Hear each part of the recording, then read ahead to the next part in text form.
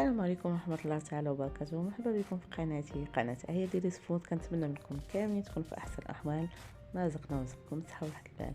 وقبل ما نبداو الفيديو ديالنا كالعاده ما تنساونيش فضلا وليس امان بلي لايك ديالكم، لي كومونت، واللي عجبو الفيديو باقي ما تابوناش عندي يدخل مرحبا به في القناه ديالي. شكرا بزاف لكم وكنشكركم بزاف للدعم ديالكم.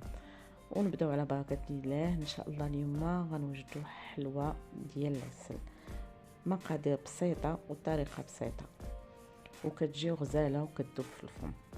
اول حاجه غنحتاجو 3 ديال البيضات يكونوا بدرجه حراره المطبخ. غنزيدوا عليهم كاس ديال العنبه يكون عامر. من بعد كناخذوا واحد الفوي وكنضربوا البيض مع السنيده حتى كندوبوا السنيده مزيان وسط البيض بحال هكا كيف ما كتشوفوا. هاد الحلوه كتجي غزاله وسهله دغيا كتوجد. منين كنضربوا البيض بحال هكا كنزيدوا عليه 3 ديال المعالق ديال العسل يكونوا عامرين. 3 المعالق العسل يكونوا عامرين.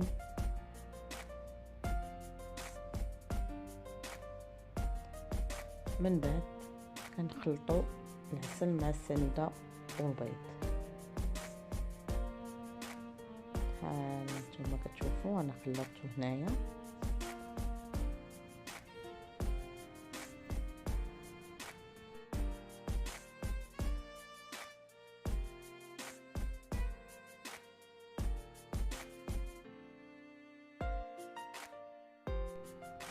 من بعد ما خلطت العسل مع البيض غنزيد كاس ديال العنبه. دائما كنعطيكم العبار بالكاس ديال العنبه، الاغلبيه كيعرفوا العبار بالكاس العنبه. كاس العنبه ديال الزيت عامه حتى هو كنخلطوه. بعد ما كنخلطوه كنضيفوا واحد 150 غرام ديال الزبيب وكنخلطوه مزيان الكل مزيان. وكنجيبوا واحد معلقه ديال بيكربونات الصوديوم، معلقه صغيره ديال القهوه كنعمروها وكنضيفوها على الخليط ديالنا وكنخلطو مزيان. من بعد كناخذوا كيلو لا ربع ديال الدقيق كنبقاو نضيفوه تدريجي بشويه بشويه وحنا كنخلطو.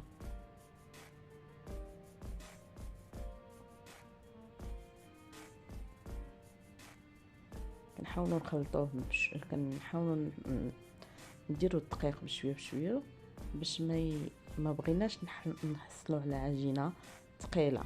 العجينه اللي نخدموا بها غتكون تقريبا مرخيه. هانتوما غتشوفوا في الفيديو بحال هكا العجينه تكون مرخيه بحال هكا. ها هي شتيها ما كتكونش العجينه قابضه. انا ما نشدهاش بيديا حيت الا بغيت نشدها بيديا خاصني ندير شويه ديال الزيت. من بعد كنجيب لاطات اللي غنخدم فيهم. هو كناخذ شويه الزيت كنديرو في يدي كندهنو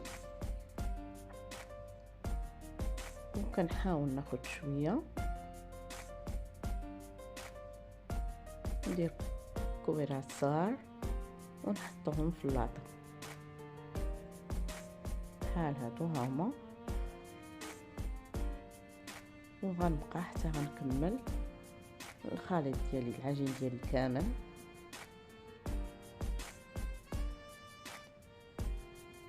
كنعاود نكرر نفس العمليه. كناخذ شويه الزيت كندهنو في يديا من بعد كنكور باش ما كيلصقش لي العجين في يديا حيت العجينه اللي عندنا عجينه مرخيه بزاف كتلصق. هذا هو القوام اللي خاصنا نخدموا به هاد الحلوه باش كتجي رطبه وزوينه. كنبقى حتى كنكمل الخليط ديالي كامل. ها هو عندي هنايا كملته، حصلت تقريبا على 2 لاطات ها هما.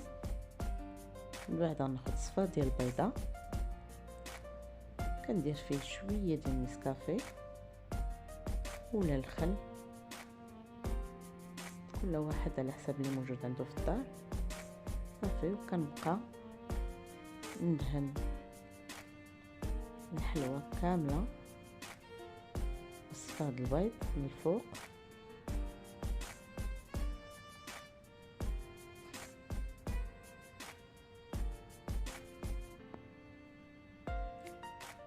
كنكملها كنجيب الزبيب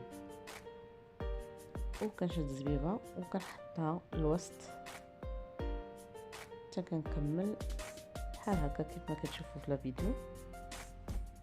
كنكمل من بعد كنشعل الفران على درجه حراره 150 درجه. الفران كنشعلو من التحت حتى كتفرقع بحال هكا، عاد كنعاود نشعلو واحد شويه تحمر شويه من الفوق، من بعد كنطفي عليه حتى كطيب. وها هي الحلوه ديالنا من بعد ما طابت. شوف كيفاش كتجي غزاله والمذاق ما نقولش لكم، راه غزال وكتذوب في الفم. وكنتمنى هذا الفيديو ينال الاعجاب ديالكم، وشكرا على حسن المتابعه.